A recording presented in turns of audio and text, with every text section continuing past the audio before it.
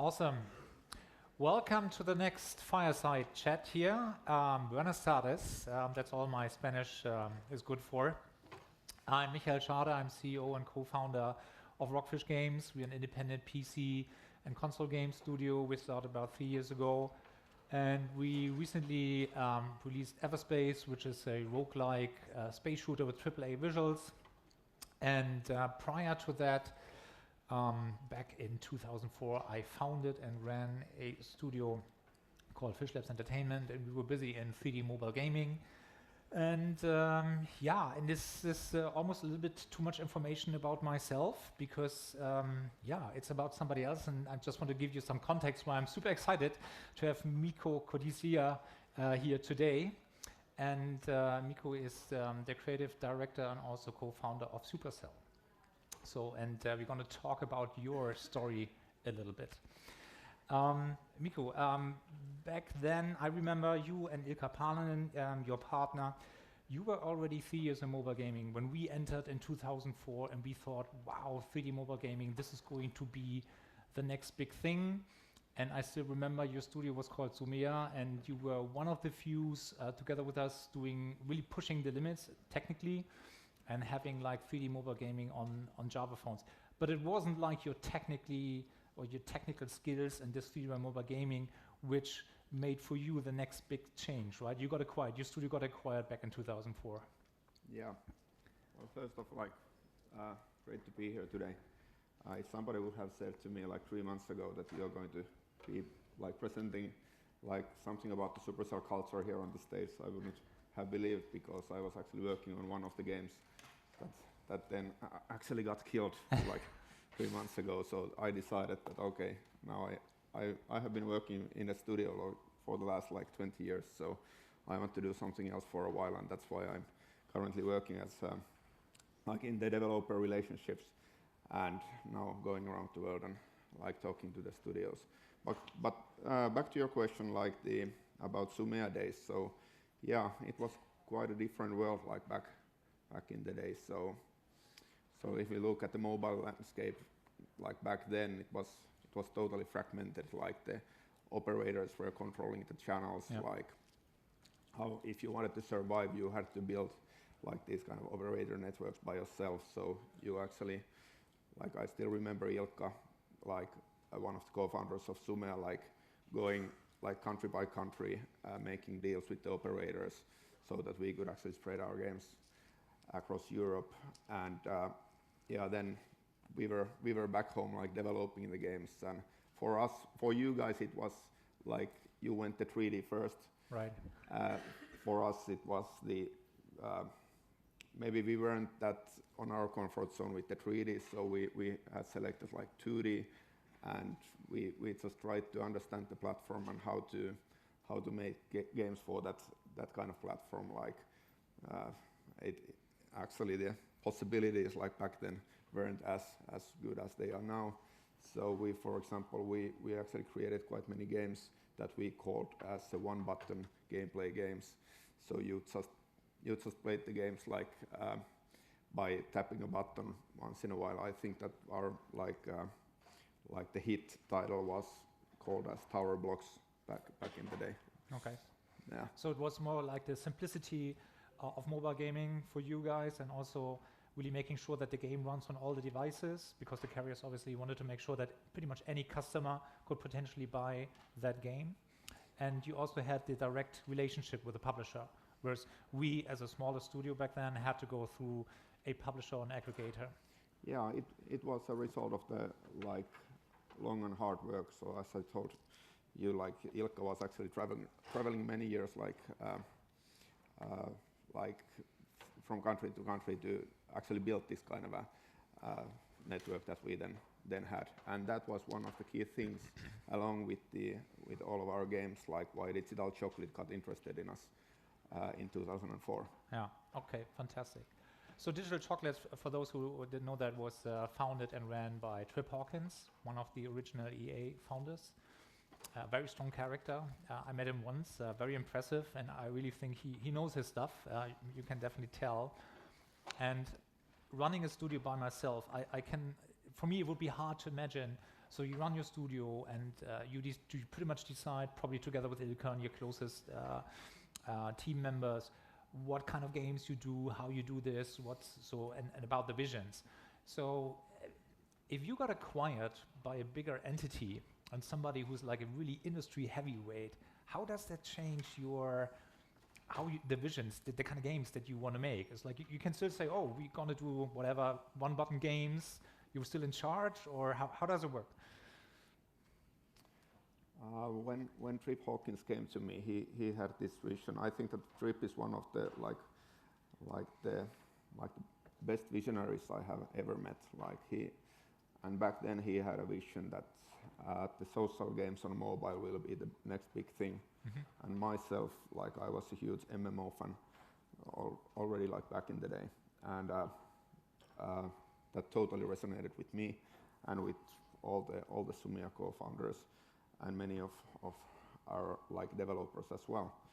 So we decided that okay, there are a lot of upsides with this one. Yeah.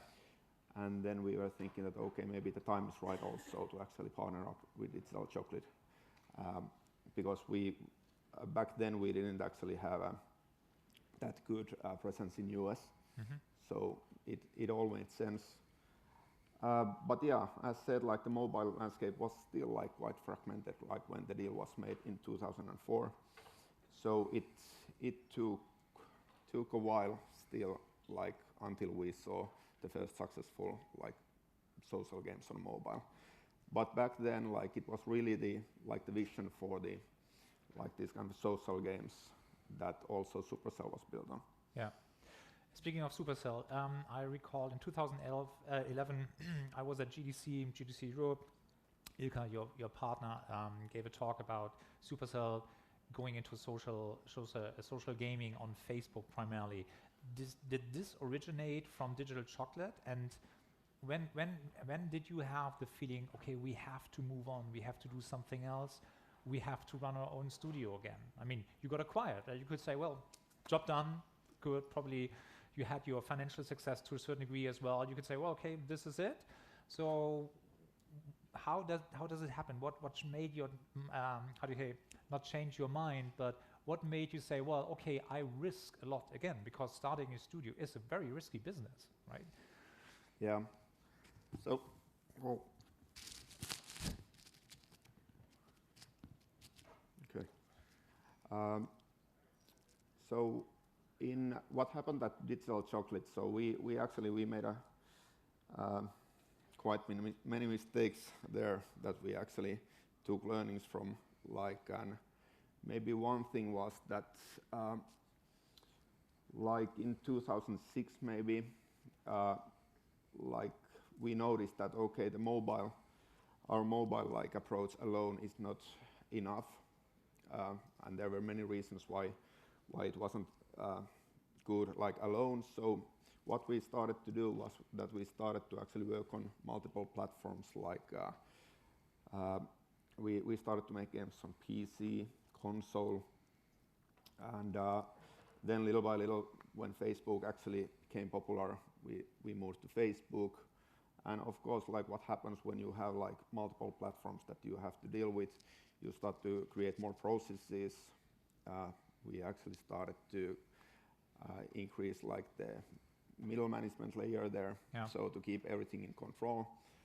And then we saw that okay, Facebook is growing and growing, and then when we decided that okay, we are going to actually found Supercell. Facebook at that point, it was the biggest thing, and I think that all the startups back then, if you didn't have word Facebook there in your pitch deck, you might not actually have a chance to get the funding. But anyways, that was we wanted to look for the platform that have this kind of a widest reach possible, and back then it was Facebook for us, in 2010. Yeah.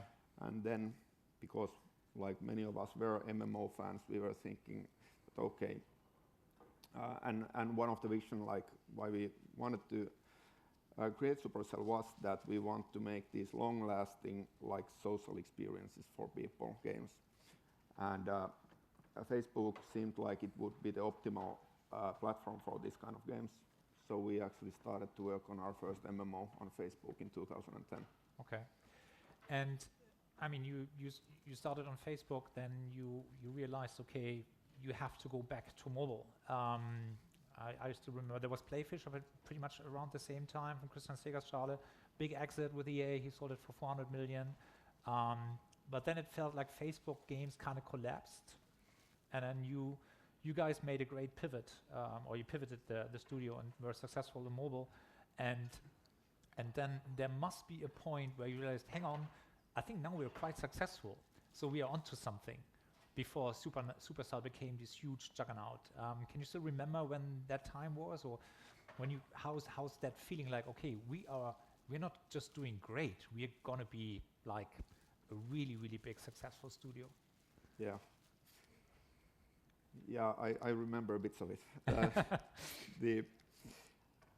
In 2010, when we founded the company, so we started to work on this MMO, and I wouldn't go and blame the Facebook as a platform why our first game failed actually. So what we actually did there was that we were first.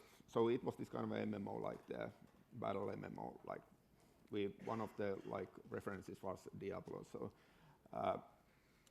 but there happened something there. So we actually were working on the core game first, like the battle system. Mm-hmm.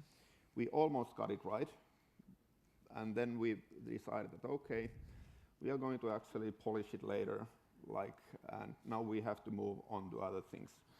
And then we started to work on the different aspects of the game, and we were actually going forward with this battle system that wasn't perfect. And then closer to the alpha and beta milestones, beta milestone, we noticed that okay, now maybe it's time to actually go back to the battle system and see what's wrong. And we couldn't ever fix it. We couldn't ever actually make it optimal so that it would be this kind of accessible for the mainstream audience. Mm-hmm. And what happened when we actually released Gunshine was that we had a lot of early adapters there playing the game, and our metrics were really good. So we were pretty happy about it. But soon, when we actually started to scale up the game and get actually more users, at the same time Facebook also changed some algorithms there, how to find games. But still, then we just noticed that okay, this is actually not approachable enough for this mainstream users. So we decided that okay, we didn't actually found Supercell because of this. So we didn't actually want to keep it live anymore. So and then we were thinking that okay, maybe we were actually a bit of a latecomer to Facebook. Are there any other options? And I still remember clearly when we had, so this all happened after our round A, when we actually have gotten a bigger investment into the company. And I still remember the board meeting when we were thinking that we have to pivot, and we actually had coffees with two of the investors who were also in our board. So Phil Harrison, who was just here at States, and David Gardner. And they said that, hey guys, we actually invested into the team, not into the product. So this is your second chance, maybe the last chance, but show what you got. Okay. and then we got extremely lucky with timing. So we just hit the right, hit the tablets, with the right productions or products, first Heyday, and 2 months after that, Clash of Clans. And then maybe a couple of months after Clash of Clans had been live, we noticed that now we have 2 hits, but we never could imagine where it would lead to. Okay. Yeah, I recall that Ilkka also said in many interviews, of course you did a lot of things right, but you also were kind of really lucky, right time, right place.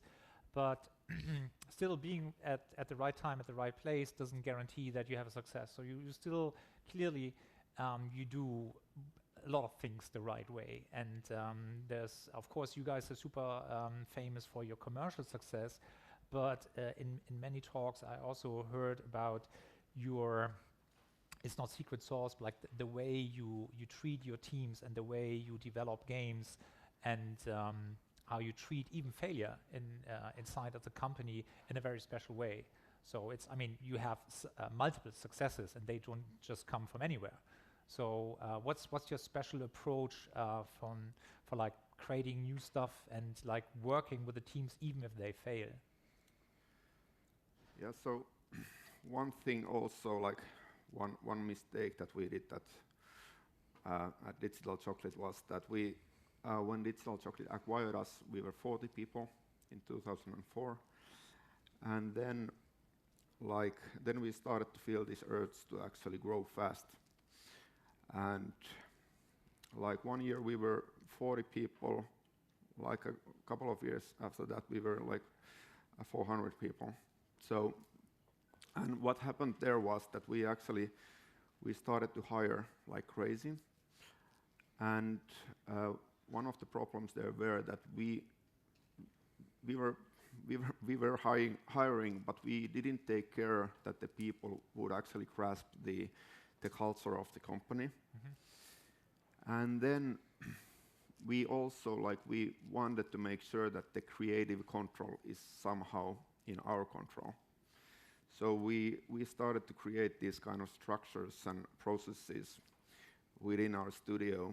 So we had two concepts there. We had the green light meeting, and then we had these kind of product review meetings. And there was a board of directors who were sitting in these meetings and actually making the decisions like what to green light, what to not green light. And always like these product review meetings, for example, they were so that when a producer came to the meeting, he or she presented like what they had done, and then the board of directors, and there might be actually, there were CFOs, there were different kind of directors, they weren't all content people. So these people, me included, then actually started to dominate the designs little by little, saying that, okay, maybe this is not good, make it like that. And then the producer comes to the team and tells that, okay, this was good, this wasn't, we have to make these changes. So, of course, little by little, like the team loses the ownership of the game. And what happened was that we started to lose really good people from the company, like really good developers. And that was something, that was a big learning for us, like when we founded Supercell, we asked ourselves like, okay, so if we want to succeed, like what kind of a company we should make, and so that it would actually be the best place for the best developers to work on. And there were a couple of key values there. One was the transparency, so that we try to be as transparent as possible, so that nobody has to hide anything, and you can talk honestly and directly to anybody. Of course, we don't tolerate these kind of assholes who just go to the under the skin and say something. So when you give feedback, it has to be on a professional level. And then I lost it. So then, so that was one big thing. So, and how we wanted to do that was that, okay, so the management and the founders, they are more like the enablers. So they actually create the environment for these good people to work on. Later on, actually, we have noticed back then, we were thinking that, okay, the best developers make the best games. But now, after learnings, like at Supercell, we have noticed that it's not actually like that, but it's more like the best teams make the best games. And then back to your question about how we treat the teams and killing games and so on. Maybe I can share a couple of thoughts about our development process. So if there is a developer who has an idea, developer in this case can be an artist or a programmer or a designer or a game lead. He or she can go around the studio pitching his idea or her idea, to the people, and if there are like enough people who get interested in the idea, they can form a team. The people who get interested in the idea, they have to make sure that there is a replacement for them if they leave the team that they are currently working on, or the game. And then they go to the darkest corner of our studio to work. There. Yeah, to work on a prototype. Usually it takes from 2 to 4 months, and then they actually spread the prototype to the whole company, and we called that as a company playable. That's a milestone where all the people in our company like play the game, give feedback to the game team, and that feedback works as a one data point for the game team to decide if they want to continue the production or if they want to kill it. And of course, it's more about their gut feeling. So, but of course, this kind of external feedback, it always helps you to decide. And many actually games and prototypes, they get killed at this point. But if they don't, usually what happens back after that is that the team gets like more people so that they can actually take the game to the next phase, and that would be alpha. Usually in that phase, like we have in the game team, like 6 to 8 people maybe. And then again, like we have on alpha milestone, there is a playable. And then after that, again, deciding like if they want to kill the game or if they want to continue. If they continue to the closed beta, before that they usually work on the metric, like these kind of target KPIs, like the metrics, like how the game should be performing so that it's a profitable and scalable business. Okay. And then, like after they have put it to the App Store, then like it's just looking at the metrics, how the game performs. And if it doesn't like meet the expectations, then the game team pulls the plug.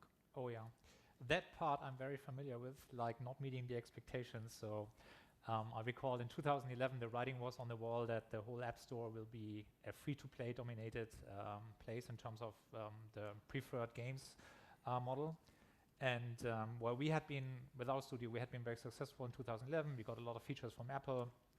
They really gave us a lot of love. And then it changed so rapidly. Within 2 years, it's pretty much like paid games were dead. There's some examples, like exceptions to the rule, like Monument Valley or The Room and so on. And those are great examples. But it still felt like, okay, there's no way. You got to do free-to-play. And I recall talks with potential VCs for our studio back then. I said, well, it looks really great, your new title that we have been working on, but the metrics, we're not really convinced about this. Do you think this game can make $500,000 a day? You know, like, dude, I'm happy if it makes $500,000 a month, right? So this is great for us. So now with Supercell, you're super successful. You make your hits, and do you think like that doesn't talk about like premium games, the typical mobile games from like back 2011 or even prior to that? Do you think there's more space for that? Are there new genres coming, or we touched VR? Maybe is VR mobile something where smaller teams can try to become a successful studio? Because obviously nobody can start internally as a Supercell funded studio. So do you think there are new opportunities coming up with technology or wherever it might come from? We still think that there is opportunities on the free-to-play space. Like if you look like a year back, like for example Pokemon Go, what happened with that one? Of course, like many can say that, yeah, but they had the brand there, they had the Pokemon there. Yeah. But still, it was a phenomenon. And then I have seen like now there are narrative games like coming to mobile. Like there are some narrative games already in like Top Crossing 50. So.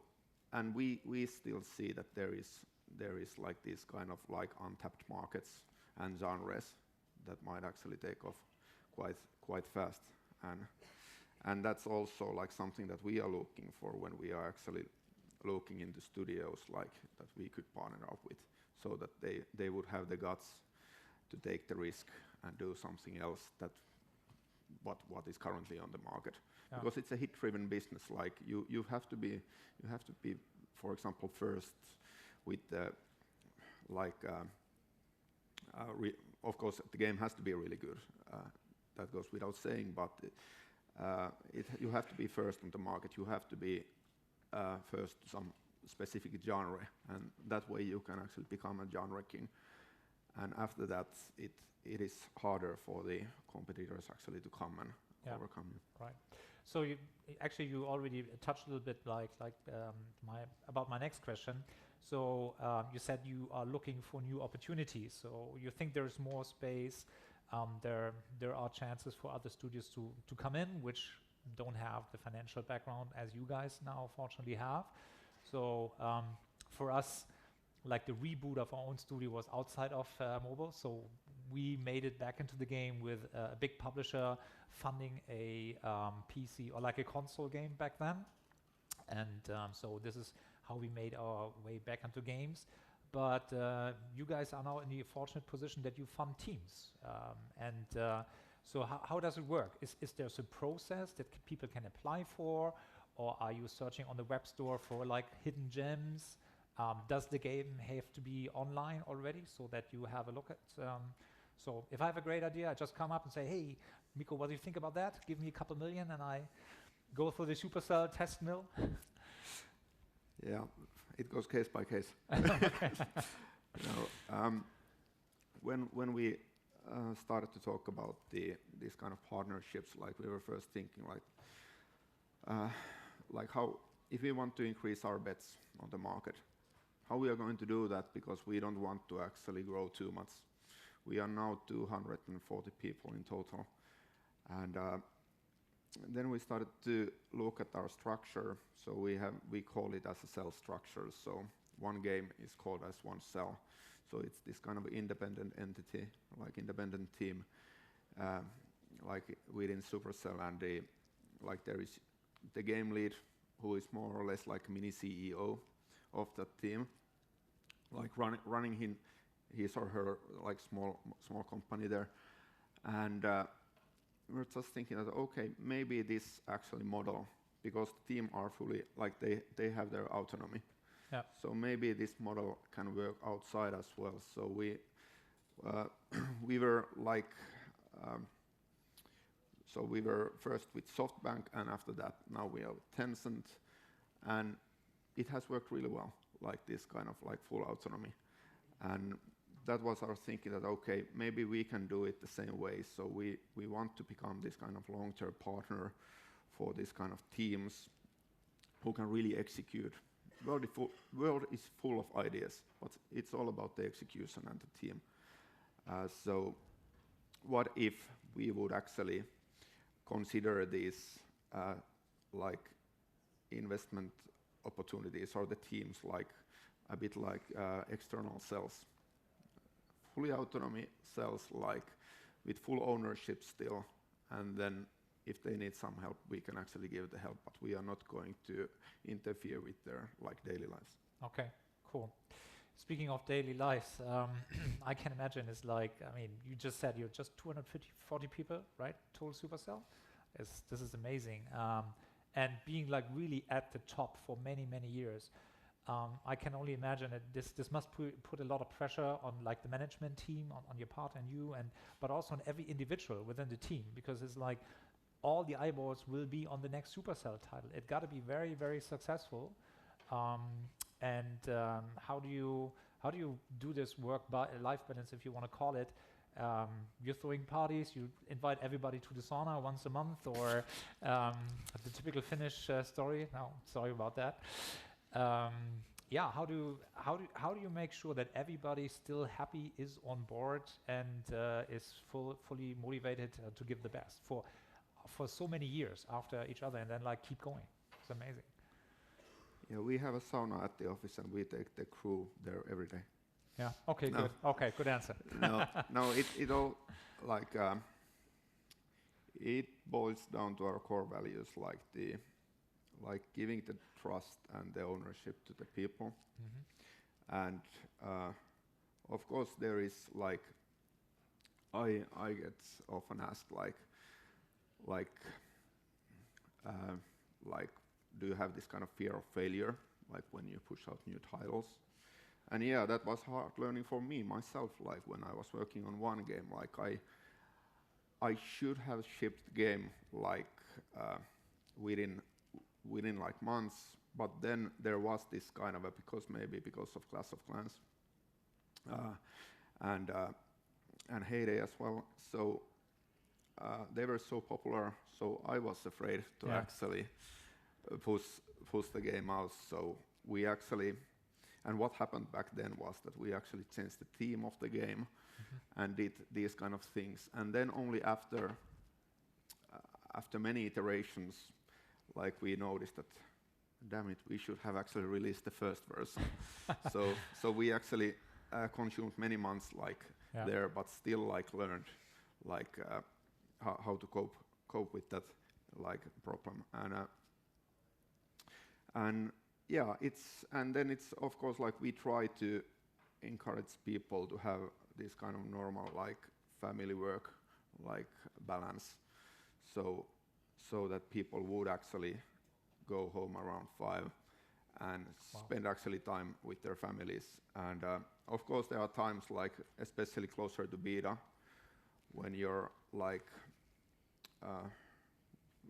game developers, they are like these kind of ambitious creatures. So even if you wanted to push them like home, they are not leaving the office. They just want to crunch like till the end, so that they can actually meet their own expectations of the that's like your high baby. quality You're super game. passionate. Yeah, of course.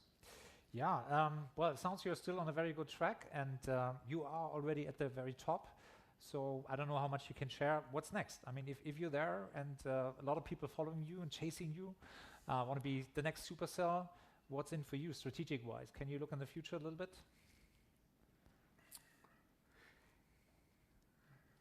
it's like what can I say? Making better and better games, and of course, like now. Like Phil was talking about the AR, so AR is coming there. Okay. Maybe VR is coming at some point as well, like to the mainstream audience, I mean. So we have been also having, of course, talks with some studios that are working on the AR stuff. So that's definitely something to look into. But still, like I said, we still think that there are many possibilities on free-to-play like mobile market. And we are actually working on some new stuff there as well. Okay, I get it. No announcement of a new title today. That's fair enough. We still have a couple minutes left. Maybe we should open up that to the audience. By the way, one thing. Okay, sorry. I'm not the creative director anymore, so I actually started as a creative director, but our model is not supporting this kind of creative director who takes care of because it's the individual cells that are actually responsible for their own like creative vision of the game. So now you're picking creative directors? So I'm more like a game lead of one like cell there. So you still work on games yourself? I think that I will go back at some point, but now I'm traveling around. Awesome. Okay, cool. Okay, questions? There's one here in the front. Can we have a mic, please?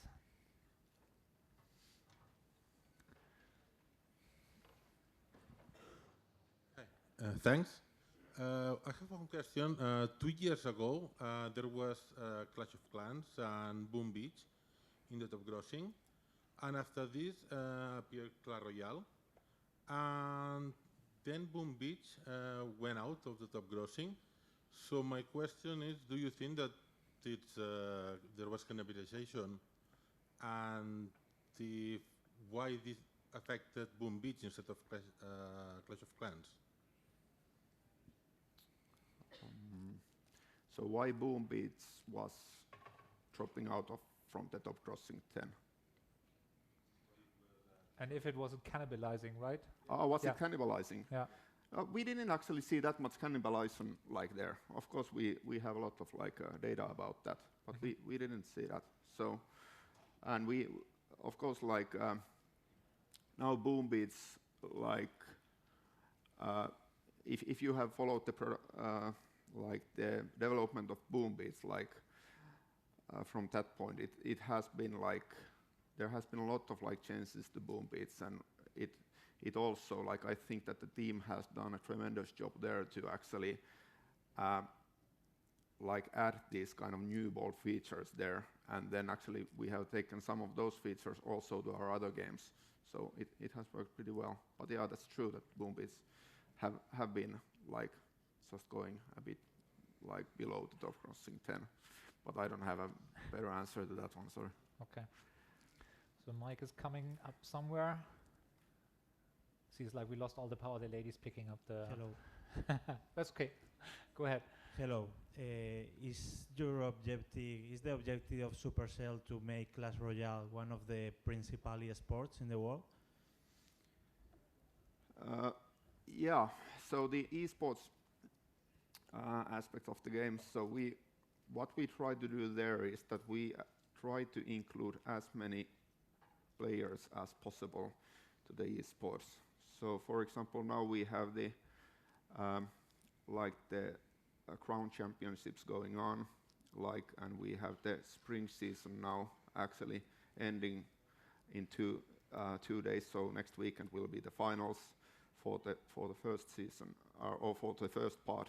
And we there, like, how we see it is that the esports events have been usually really exclusive. So we want to just include a lot of people. So to that one, we got 1 million people to actually participate, and now we are expecting that we can actually make a much better job for the fall season there, and then so that's what we are doing internally, and then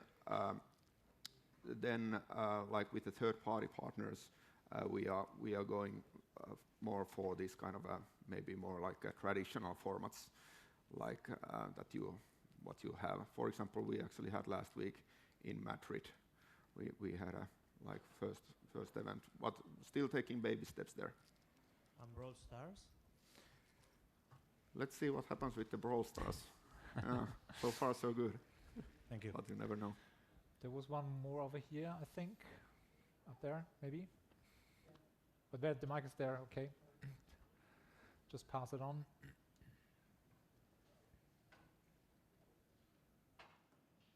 I had a question about your work structure, because if you work in sales, then how do you deal with shared resources? I'm thinking dev tools, online stuff, data mining. Is that also separated, or do you share it in a way? Yeah, it's half separated, and we have in each of the teams, we have the data scientists there, but also in all the teams, they just take the they just in each individual teams they build some components that are then added to the mainframe, or however you call it. There's another one up there. What do you think of this other side of marketing, that it's reserved only for top grossing companies, or maybe only for you, Supercell, of celebrity endorsements like Activision did with Michael Phelps, Hamilton, Conor McGregor, or how did it work actually, the TV commercial that you did in the Super Bowl with Liam Neeson 2 years ago, I think? Is this more about branding or even marketing to generate downloads also, or how did it work, basically? Back in the day, it worked really well for Clash of Clans, this Super Bowl ad that we did. It was a risky move, but it was worth it. After that, we have done some other big campaigns, like TV campaigns, that haven't been that successful. So it really depends. I think that Machine Zone has also used celebrities, and I guess that is working for them. So. But very, very different game. Different games, approach. of course. Yeah. Do we have more? I don't see anybody yet. There. Hello.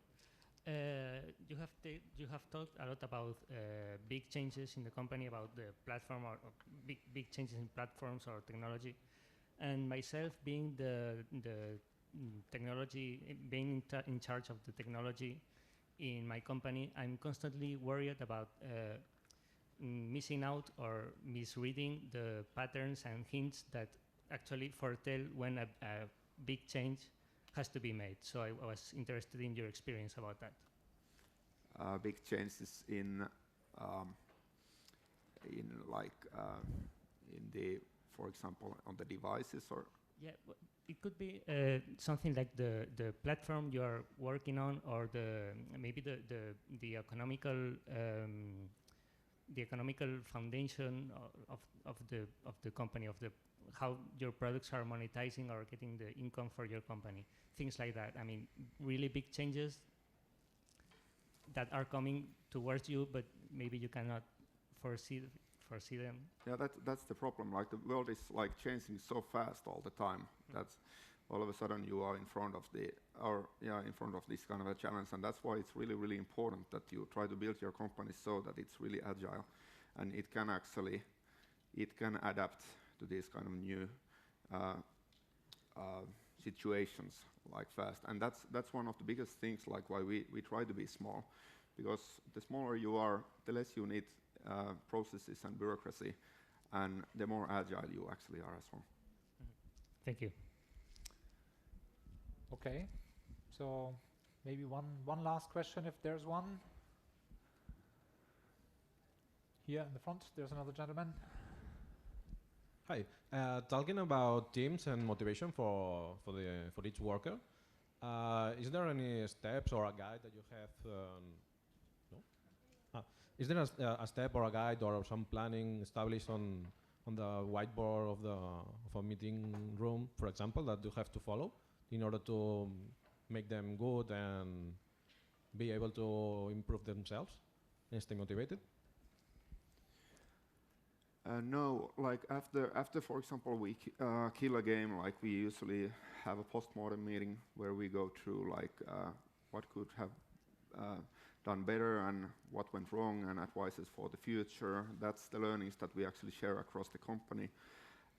What I did that was actually pretty harsh, but